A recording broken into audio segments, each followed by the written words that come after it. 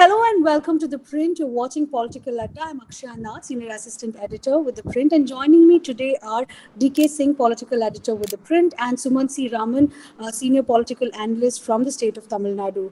In the last 48 hours, we've seen a lot of drama in the state of Tamil Nadu with reference to the Enforcement Directorate raid on the Tamil Nadu Electricity Prohibition and Excise Minister V. Senthil Balaji. The raids, which started on June 13th, went on till June 14th. On a summons under Section 50 of Prevention of Money Laundering Act was issued on Senthil Balaji, and the ED has informed in a remand note to the Session Court that Senthil Balaji had refused to sign and receive the summons, and he had also started behaving in an intimidating manner, shouted and yelled at the officers that he is a sitting minister of the state. The case under which Senthil Balaji was being investigated was for the cash for jobs scam, with reference to the time when Senthil Balaji was a minister for transport between 2014 and 15 during the previous AIADMK regime. In that period, it is said that Senthil Balaji and his alleged close aides had allotted jobs for driver, conductors, junior tradesmen, junior engineer, and assistant engineer, and it promised people by taking bribes that they will be allotted jobs. But when many of them did not get the jobs even after paying the bribe, they had gone to the court. And furthermore, we had seen that ED had taken cognizance of this issue and had filed 4 cases against Balaji and his co-accused. And right now we're seeing that after this ED raid, again, a lot of high drama is happening in Tamil Nadu with the ruling DMK calling it a vendetta politics. Senthil Balaji has been remanded to the judicial custody till the 28th of June. Meanwhile, he's admitted to the government hospital in Tamil Nadu, where he's said to be suffering from heart issues and very soon will be needed to have a bypass surgery. But meanwhile, coming back to the political developments here, I want to bring in Sumanth C Raman. Mr. Sumanth, can you tell us what could be the political impact of these ED raids in the state of Tamil Nadu? We're seeing that the DMK has already called it a political vendetta. Meanwhile, the BJP and the AIADMK have been going against it. So what do you think will be the political impact of these ED raids in the state? Akshay, I think we need to wait for another few days to actually find out what exactly will be the political impact.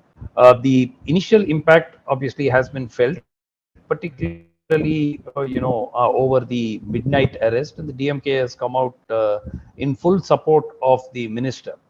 Now, it entirely depends on what the ED has found during their raids. Also, what information the income tax may have passed on to ED during their raids, which happened a few weeks ago, not just on Mr. Senthil Balaji's brother's places, but also on a lot of his close associates. So already we've been seeing news about the issue related to the land in which he is building his house in on the Karur bypass road. That issue suddenly came up. That's got nothing to do with the 2015 case. So already we are hearing reports of newer material that may have been collected, and of course the ED and the IT will have to process the newer the seizures and then come up with their case. So I think until we know the full extent of what they have with them against Mr. Senthil Balaji, it's very difficult to comment. If it's really related purely to the 2015 case, will it have a huge political impact? I don't think so. And besides, I think it's not just the DMK which will be under pressure. I mean, somewhere even the AIADMK leaders may be having some jitters. For all you know, once the investigations start, it may not stop just at Balaji's door. It may, because it was an AIADMK government, you never know where the investigations lead them. So AIADMK will also be under pressure. Yeah, see, the AIADMK is currently an ally of the BJP. So knowing, from experience how BJP operates, that does not guarantee them any kind of immunity from raids. And it is very possible that the BJP, in its efforts to weaken the AIADMK, may go after them. Having said that, I think that the AIADMK, gradually the mood in the AIADMK is changing. From being totally subservient to the BJP, they have now, sort of started feeling that the daily taunts, the humiliation or the insults that they are having to face from Mr. Annamalai, perhaps it is time to potentially revisit the alliance. In fact, Mr. Edappadi Palaniswamy has already said that there is a possibility that the alliance may be revisited. While that may be a problem for the AIADMK, it presents an equally big problem for the BJP, because BJP's best chances in 2024 in Tamil Nadu are only going to be by going with the AIADMK. Whether that is going to be a great opportunity to sweep the state, no, it is not. But it's a question of a possibility of winning 10 seats versus winning 0. So I think the BJP will have to take that call. Yes, IT, ED, and CBI are the three biggest allies of the BJP, and they have fulfilled that role again to perfection in so many states. We've seen it in Delhi, we've seen it in Bengal, we saw it earlier during the MBA government in Maharashtra, we've seen it in Telangana. So we've seen it in Kerala. So virtually every opposition state, and mind you, it's a matter of time before we'll again see it in Karnataka. In fact, if I recall, when EPS became the chief minister, barely a few months after him taking over, there was a raid on very senior bureaucrats in the government, very senior bureaucrats, and we never heard much about what came out in those investigations. Just that after that, we saw EPS, OPS, everybody coming together, working with the BJP more smoothly. The health minister, Vijay. Yeah, Vijay Bhaskar was raided. Vijay Bhaskar, the health minister. In fact, then one sheet of paper which had payments, alleged payments made, was leaked conveniently to the media, and then nothing happened. Similarly, we had Gutka-related raids. I think this has become such a standard operating procedure that I don't think people even expect anymore to that anything will potentially happen which will lead to a conviction. I think these are now being seen as pressure tactics which are employed to either browbeat allies, browbeat people into submission, or to sort of soften them in bargaining talks and so on for alliance. Even the chief secretary was raided, I suppose. Chief Secretary Ram Mohan Rao, who was the chief secretary then, was raided. The raids were carried out in the secretariat, the official office secretariat in Fort St. George. That is where these raids were actually carried out. And nothing was told in terms of what was unearthed. Now, day before yesterday, again, raids have been held at the secretariat before Mr. Senthil Balaji was arrested. And if they relate to the 2015 case, what they will find in his room now in 2023 related to a 2015 jobs for scam case. They didn't even search his old chamber, not even in the transport department. It was the search happened in the electricity and prohibition and excise minister's office. So I mean, it's strange to say the least. But this has become standard operating procedure nowadays. And if you talk to the AIADMK leaders, they are actually expecting to be raided soon. So let's be very clear on that. They are sort of bracing themselves for such raids to happen over the next few months in the run up to the elections. So I want to ask you right now a question that has been sent in by one of our viewers. Mr. Aditya has asked us this question saying, do you think by simultaneously attacking both DMK and AIADMK, BJP, especially K. Annamalai, is trying to take advantage of anti-corruption wave in the state, as people might be fed up of the corruption caused by these two parties, and BJP is looking to be an independent player in state politics by getting majority on its own? Okay, BJP getting majority on its own is completely in today's stage. It is completely unthinkable. It is not even a matter that can even be discussed. BJP was a 3 to 4% vote share party. Probably now it has increased its vote share to about 9% or 10%. That's it. They are not in a position to win anything of any consequence.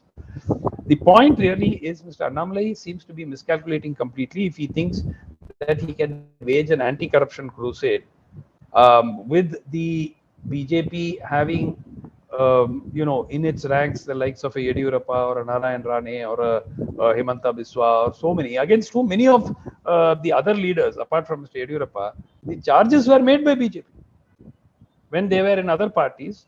So, for instance, Mr. Narayan Rane, Mr. Devendra Fadnavis was the one who made those charges. Just like in this present case where Stalin made the charges against Senthil Balaji originally when he was in the AIADMK. So I think the BJP is miscalculating. Second, corruption does not tend to be a major, voting issue in Tamil Nadu. The recent Erode by-elections saw allegedly a sum of over 100 crore rupees spent on one assembly by-election, and much of it is believed to have been used to pay off voters for votes.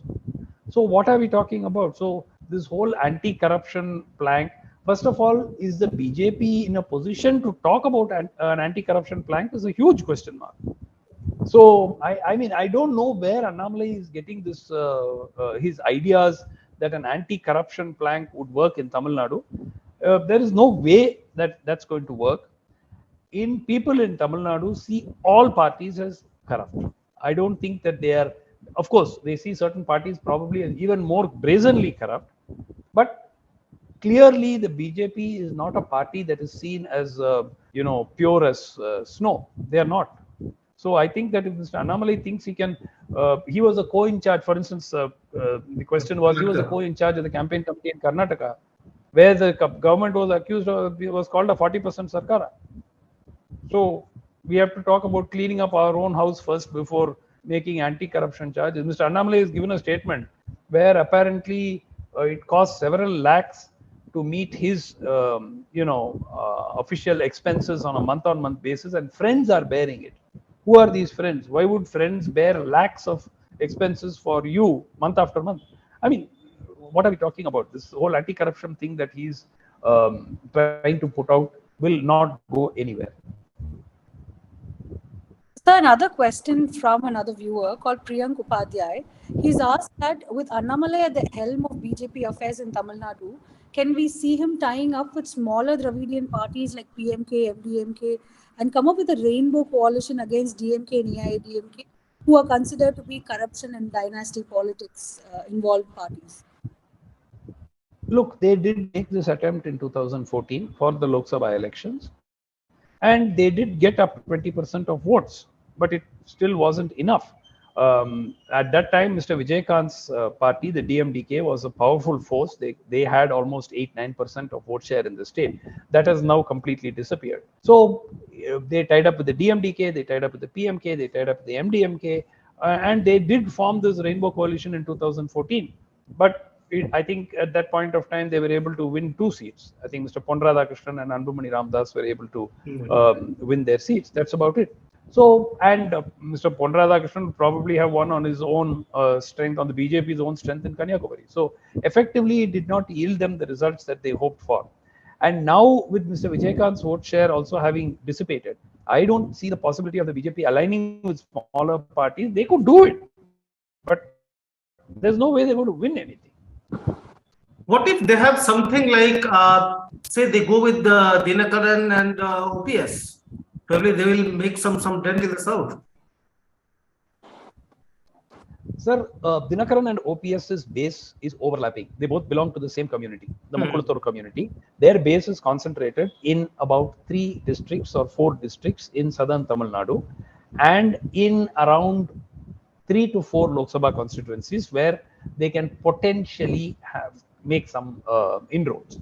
Now, Mr. Dinakaran's vote share across the state is hardly about 2% or thereabouts, 1.5%, 2%, and we do not know. This is all about a year and a half old, so we don't know now whether it is even lower. So, between OPS and Dinakaran, can they win something substantially with the BJP? No. What they can do is they can sink the AIADMK. That I have no doubt. They can help split the vote, sink the AIADMK, and help the DMK to win. That is possible. So as I was saying, there is no significant overlap between the areas where OPS and Dinakaran have their clout and where the BJP has its clout. So that is another problem. So if you both have strength in one area, then potentially putting those two together, you could hope to win something, maybe two or three seats. But this is not the case here. So I honestly can't see any way of the BJP winning a sizable number of seats in Tamil Nadu, except in alliance with the AIADMK, at least as far as 24 is concerned. But if Sir, you look at, if you look at Annamalai's strategy, where he's looking at long-term expansion plan of the BJP, in that case, is it wise enough for the BJP to ride piggyback on the AIADMK and get a couple of seats, if at all, instead of going on its own and trying to expand? See, I give the example of the Shiva Sena. BJP was the dominant, I mean, the Shiv Sena was the dominant party in Maharashtra. BJP came as a small player. 10 years passed, 20 years passed, BJP became equal partner with Shiv Sena.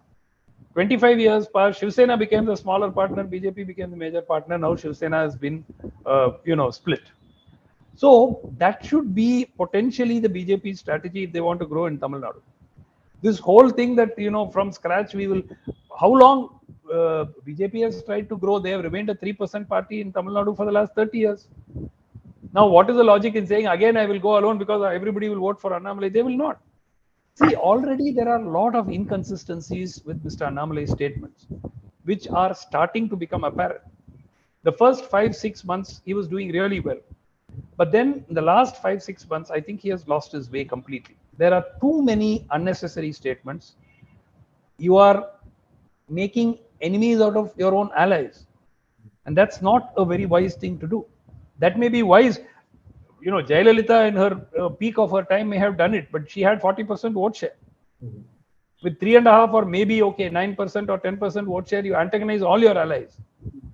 I don't know where it will lead to. I think the BJP, either they know something that none of us do about Tamil Nadu, or the BJP High Command is being completely misled on their strategy. So I have one question, but before that, just one clarification. When we talk about Shiv Sena and BJP's growth there at the Sena's cost, mind you, in 1980s, Sena actually got on the bandwagon of the BJP's ideological bandwagon, I would say, because Thackeray had to shift to Hindutva in the 80s. So there were not many contradictions between the two when it came to the ideological pursuit. And in fact, it was Sena which came to the BJP's ideological ground. So BJP had certain advantages there. In Tamil Nadu, the BJP doesn't have that advantage. The vote base of the AIADMK and the BJP are not terribly different. The AIADMK has for long given up on the atheism, the hardcore Dravidian policies for which the DMK still sort of follows. So the AIADMK gave up on that quite some time back. In fact, from the time of MGR, they have been worshippers. They have been, I would not use the word soft Hindutva, but they have been a party somewhat like the Congress who appeal to everybody. They don't have any enemies. Right now, the minorities don't vote for them because of the alliance with the BJP. Tomorrow, if they cut that alliance, some of the minority vote may come back to the AIADMK.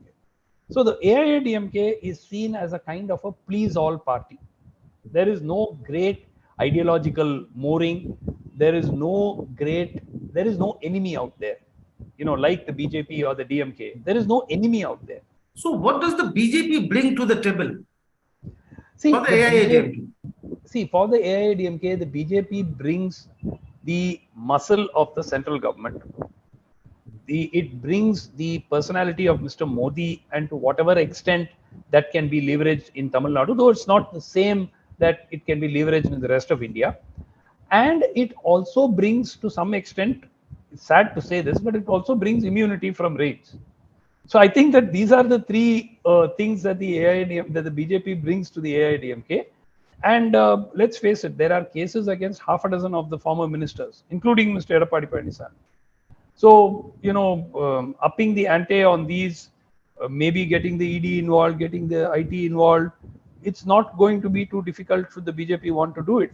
So I think that the immunity from prosecution for now, the fact that their vote bases, vote banks tend to overlap in several parts of the state, and also the fact that the popularity of Mr. Modi, for whatever it is worth in Tamil Nadu, and the clout of the central government to say that we can bring schemes in and stuff like that.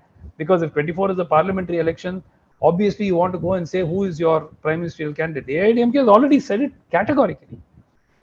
They say Mathil Modi, Manilathil Edappadi, which roughly translates at Modi at the center and Edappadi in the state.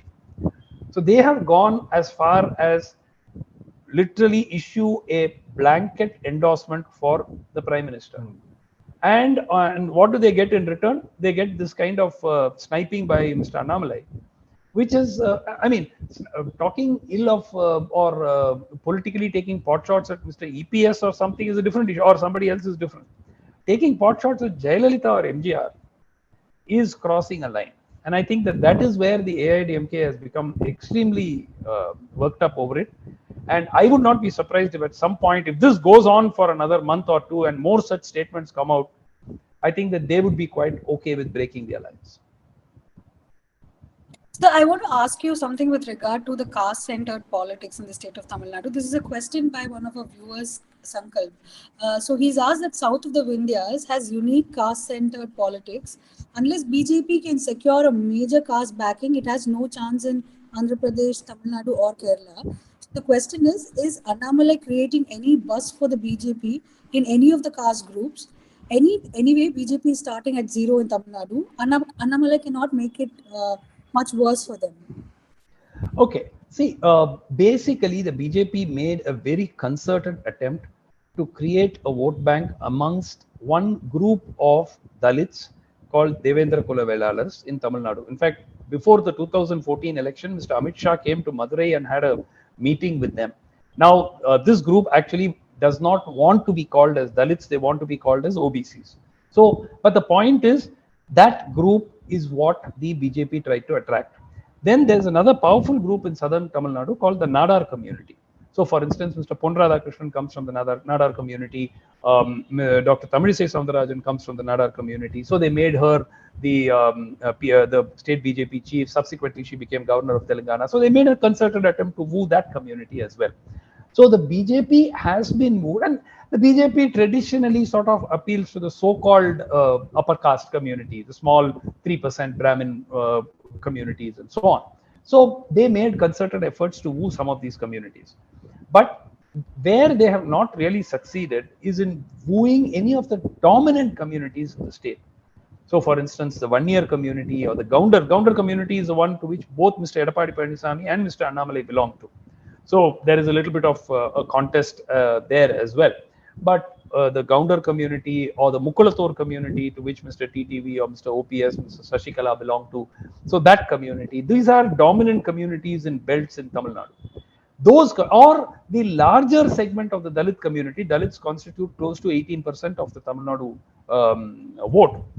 So there also they have not really made any great inroads in getting any of these large communities on their side. So the BJP is still trying to find its feet. That is why it is surprising that Mr. Annamalai is going on an anti-corruption plan, which in Tamil Nadu has never worked. I don't think anybody talk to an average voter in Tamil Nadu and ask him give him a list of 7 or 8 political parties in the state and ask him which party is honest, and he will tell you they are all equally crooked or dishonest.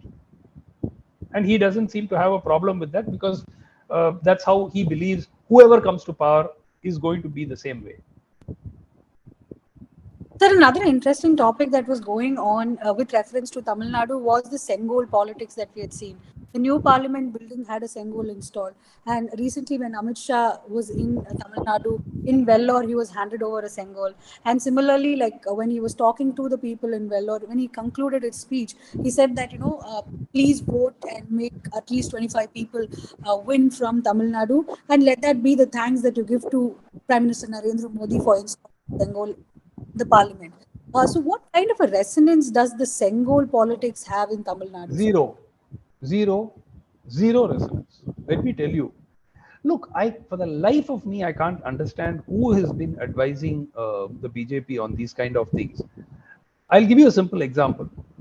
Udayanidhi Stalin, before the last election in 21, carried a brick and said, this is the All India Institute of Medical Sciences, which was promised to Tamil Nadu, where no construction has even started. This is the brick that is kept and nothing has happened.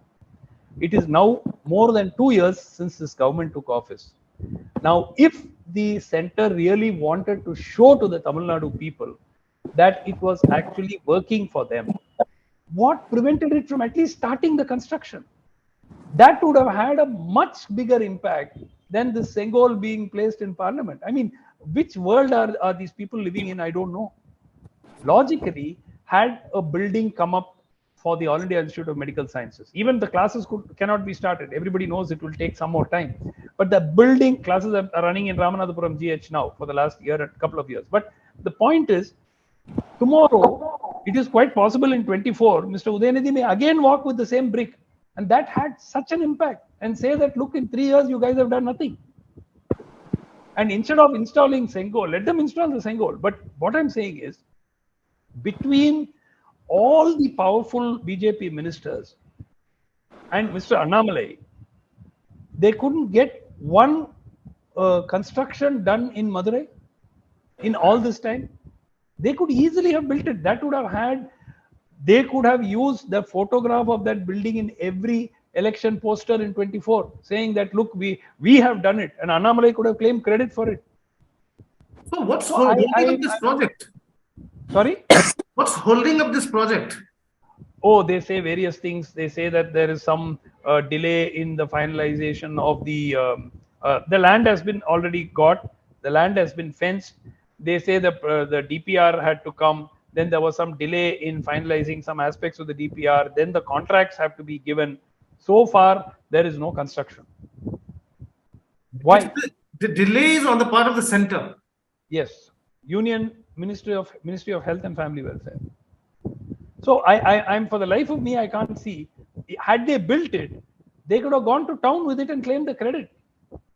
And they haven't even laid the foundation for one building. So I think all of these are issues which the BJP would be well advised to address instead of going with the Sengol. So how practical is it for the BJP or the NDA alliance to get the 25 numbers that Amit Shah has envisioned? Is it even possible for the alliance to get that kind of a figure? Or what is a real number that tentatively the alliance can achieve in the state of Tamil Nadu? See, realistically today, as it stands, 10 is a possible number if there is an alliance. If there is no alliance, it's 0 or 1, right? Kanyakumari, they have a base, it is possible. There is a strong Hindutva lobby in Kanyakumari, so maybe Kanyakumari seat they may be able to swing. But other than that, I cannot see any other seat in Tamil Nadu BJP can win on its own. With the alliance, there is a possibility, particularly the Kongu Belt seats. But what is happening now is there is so much of bad blood between Mr. Annamalai and the ADMK cadre and the leaders, that whether they will be willing to work with him itself is a big question mark. And let's face it, whatever you have as an alliance, you need the vote transfer to happen between these two parties. And it is very possible that the AIADMK may not work for the vote transfer. When you are constantly being abused, your leaders are being abused, you are being called corrupt every other day, why would you want to go and work for them?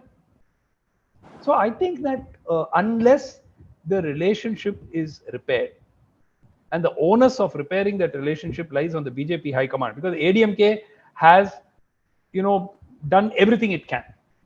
I don't see where the ADMK has not criticized even another state BJP leader. They have not criticized, except Mr. Annamalai. They have not spoken a word about anybody in the state BJP.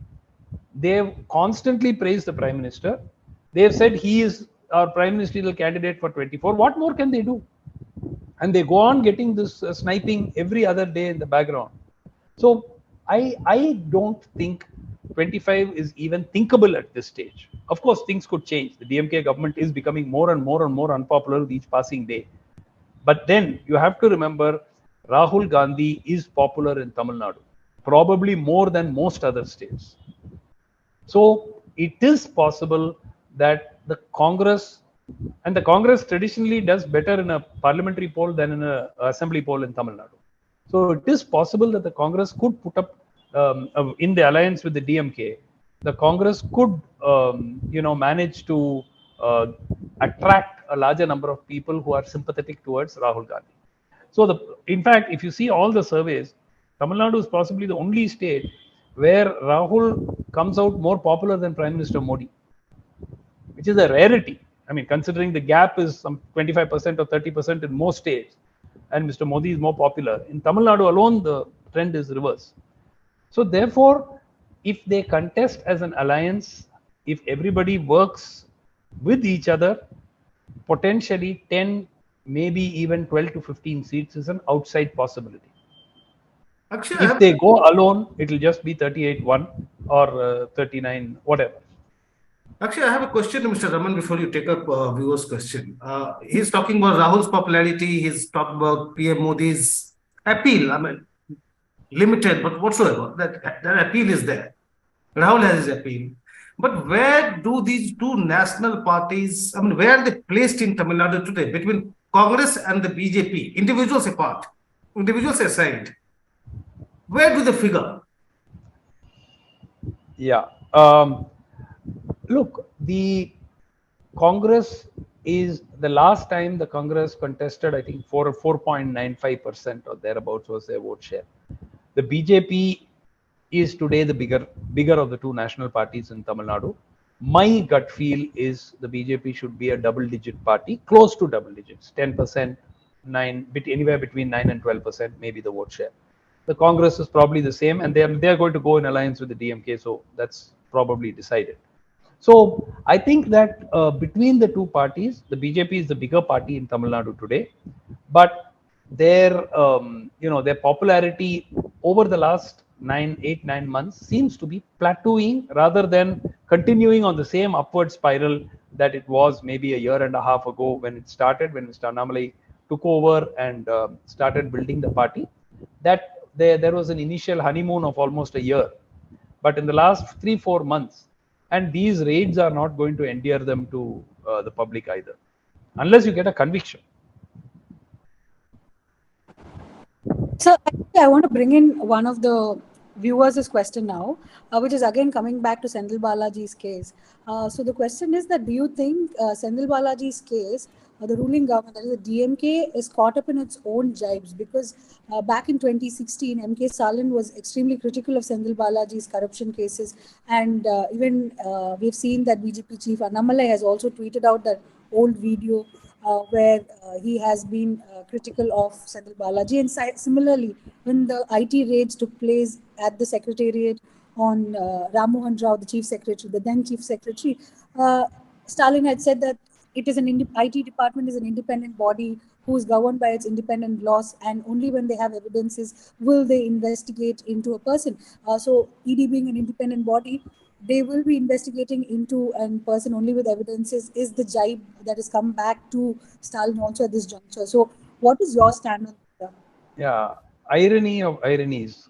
It all comes back to bite you, So I think the AIADMK, in whose government Mr. Senthil Balaji is alleged to have committed this scam, is now quite happy to see him arrested.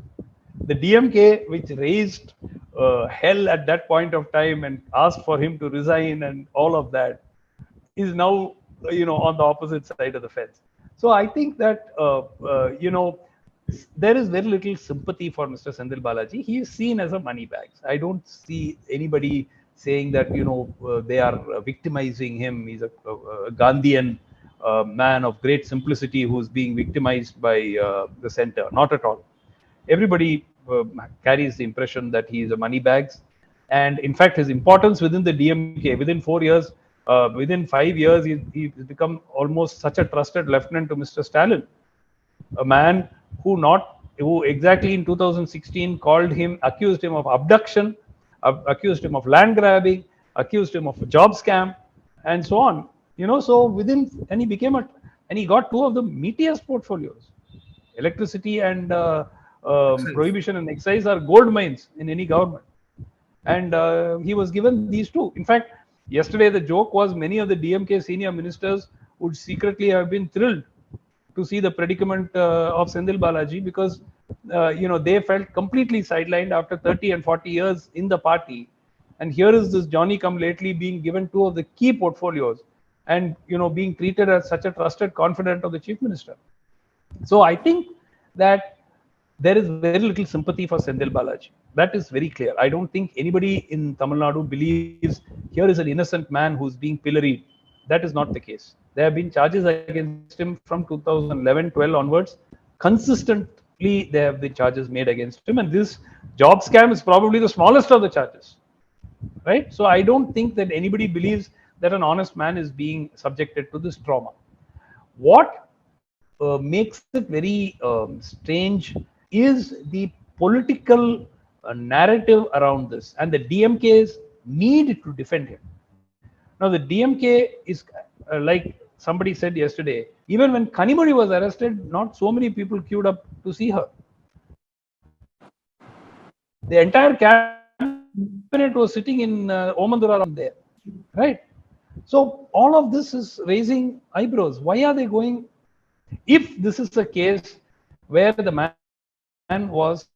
has been accused of committing a crime under an AIADMK government, why is the DMK going so flat out to defend him? Unless there is more to it than meets the eye. That is why I keep saying we haven't seen the end of the story. Please wait for a few more days. Virat Thakur, one of our viewers, has asked, does BJP have the manpower to contest elections by itself alone in the whole state of Tamil Nadu? No, I think what he's asking is, do they have manpower? They're talking about the BJP cadres. No, see, what has happened is the BJP has done a very good job in the last year and a half in improving their booth committees, in strengthening their rural presence in Tamil Nadu. Earlier, in the villages, you will never see a BJP flag also. You will see an ADMK flag, DMK flag, PMK flag, but you'll never see a BJP flag. So that they have done a lot of work in the last 2 years. They have strengthened their presence at the booth level. They have strengthened their presence at the village level in Tamil Nadu. That is clear. Is it enough to win? Certainly not. That is the point. The point is this perception that has been created of a quote unquote a Hindi party or a party that sort of is wanting to impose Hindi in some form or the other. That has been built over a period of 15-20 years against the BJP, and they have so far, Mr. Annamalai has been quite successful in trying to overcome those kind of perceptions. But do they have enough to win seats on their own? Not a chance. Akshay, we are probably running out of time, so I have just one last question before you wind it up. Mr. Raman, you have spoken about this, increasing hostility or probably bad blood between Annamalai and the AIADMK leadership. Yeah. My question is Mr. Annamalai an asset or a liability to the BJP in the current context? Look, when he came in, I was one of those who said that I believed he was an asset. And he started off very well. I mean, he built the party ground up. He increased the party's presence on the ground. He created a buzz in the media. People were very keen and anxious. He attracted huge crowds wherever he went. I think somewhere in the last 5-6 months, I don't know what the reason is, whether he started to really believe that he's the chosen one to become a chief minister or something like that, or where he has lost the plot, I don't know. It started with the Erode by-election, where after the AIADMK announced their support, Mr. EPS announced their support, the BJP actually waited. Even after the court order came, they did not choose EPS over OPS. Only after the court order came, they chose EPS and said, okay, he is the AIADMK. So that created a lot of bad blood because the ADMK felt, look, 95% of the party is here, and these people are not even willing to call us the AIADMK. That was the first, wrong move which I thought was made. And then subsequently, there have been a string of such statements attacking Jayalalitha. I mean, that is, forget about AIADMK cadre. Even the public won't like that. Mind you, she was by far the most popular leader of the state. I mean, what he might have said, whether it was factually correct or not, is a different issue. But why would you go and speak ill about a dead leader who is an icon in the state? I mean, it makes zero sense. So I don't know. I mean, what the reason for him, this was not even there was no provocation also. He was asked a simple question, 91 to 96, do you think it is the most corrupt government? All he could have said was, there have been corruption charges in every government, and he could have covered that question very, very easily. Instead of saying former chief minister got convicted, this is the state, that is why this is the most corrupt state in the country. Fine, if it is, why do you want to be in an alliance with them? Break it and go on your own. So I think he's losing the plot. I don't know. Maybe there is some master plan which we are all not aware of. But I see a lot of his statements increasingly as being completely disconnected from the ground reality. So unless he sort of corrects course, if he does correct course, work out a congenial relationship with the AIADMK, get both parties to work together, they have got a very good chance in 2024 of grabbing up to 15 seats, maybe even more. We don't know how unpopular the DMK government will become over the next 1 year.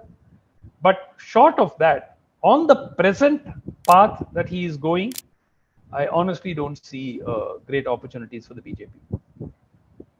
So that's all that we have as questions to you, Mr. Suman. Thank you for joining us. Thank you, My DK, pleasure. for joining us on Political Thank Adda. you. Thank so you. We will be meeting you viewers again on another episode with the hottest topic of that particular day on Political Adda. Signing out, I'm Akshaya Nath, Senior Assistant Editor with The Print.